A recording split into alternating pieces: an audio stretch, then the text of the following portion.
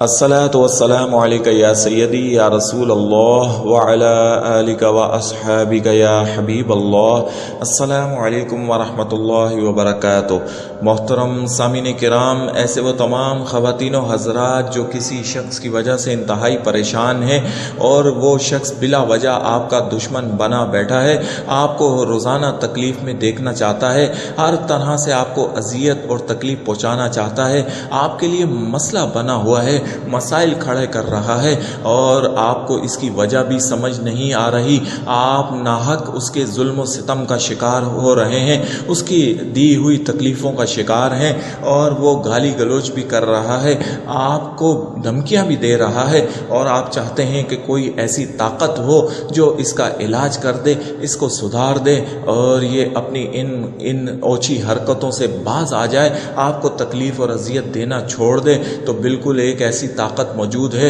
اور وہ میرے رب کی طاقت ہے، اور میرا رب جب کسی کو پکڑتا ہے تو پھر اس کو ناک سے لکیریں کھینچنی پڑ جاتی ہیں، اور بے شک میرے رب کی پکڑ بہت سخت ہے۔ اگر آپ حق پر ہیں اور کسی ایسے ناجائز دشمن کا سامنا کر رہے ہیں جو بلا وجہ آپ کو تکلیفیں پہنچا رہا ہے، تو آپ اس کا روحانی طور پر علاج کر سکتے ہیں اور آپ کو شرعی طور پر اس کی اجازت ہے کہ آپ اس کے ظلم و ستم سے اپنے آپ کو محفوظ کر لیں۔ تو سامعین کرام، آج ایک ایسا عمل آپ کو بتانے جا رہا ہوں جو کسی بھی ایسے دشمن جو بلا وجہ دشمن بنا ہوا ہے اور آپ کو اذیت تکلیفیں اور مصائب پہنچا رہا ہے، اس کے علاج کے لیے آپ یہ عمل کر سکتے ہیں۔ آپ کو اجازت ہے، لیکن ناحق کسی کے لیے اس کی بالکل اجازت نہیں ہے۔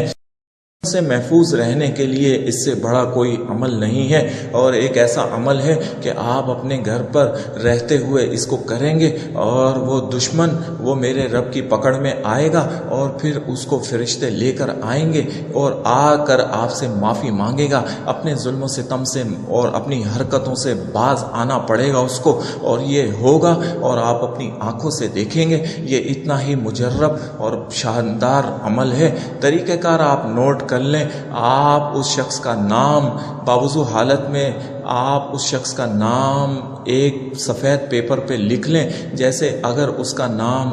نور خان ہے تو آپ نور خان اس کا نام ایک سفید پرنٹر پیپر پہ لکھ لیں اور اس کو فولڈ کر کے اپنے پاس رکھ لیں۔ اب عصر یا مغرب کی نماز کے بعد باوضو حالت میں آپ بسم اللہ پڑھیں، اور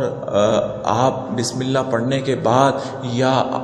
یا قہارو یا جبارو یا قہارو یا جبارو 101 مرتبہ آپ نے یہ پڑھنا ہے۔ یا قہارو یا جبارو 101 مرتبہ پڑھ کر اس فولڈ ہوئے پیپر پر جس میں آپ نے اپنے دشمن کا نام لکھا تھا اس پر دم کر دیں۔ اب دم کرنے کے بعد اس کو 4 سے 5 کلو وزنی پتھر یا 4 سے 5 کلو وزنی چیز کے نیچے آپ دبا دیں۔ دبانے کے بعد پھر آپ نے اگلے دن عصر یا مغرب میں باوضو حالت میں اعوذ باللہ پڑھ کر 101 مرتبہ یا قہارو یا جبارو پڑھنا ہے، لیکن تصور میں اپنے دشمن کا جس کا آپ نے نام پیپر پہ لکھا تھا وہ اپنے ذہن میں رکھنا ہے، تصور پختہ کرنا ہے، اور پھر 101 مرتبہ پڑھ کر تصور میں اس پر دم کر دینا ہے۔ دن بھی آپ نے یہی عمل کرنا ہے، بغیر درود شریف کے، بغیر اس کے آپ نے اعوذ باللہ پڑھ کر 101 مرتبہ یا قہارو یا جبارو پڑھ کر اپنے تصور میں اپنے دشمن پر دم کر دینا ہے۔ تیسرے دن بھی اسی طریقے سے آپ نے عمل کرنا ہے۔ عصر یا مغرب کے بعد آپ یقین کریں یہ 7 دن کا عمل ہے، 7 دن آپ نے پڑھنا ہے اور دم کرنا ہے، اور 7 دن ہونے سے پہلے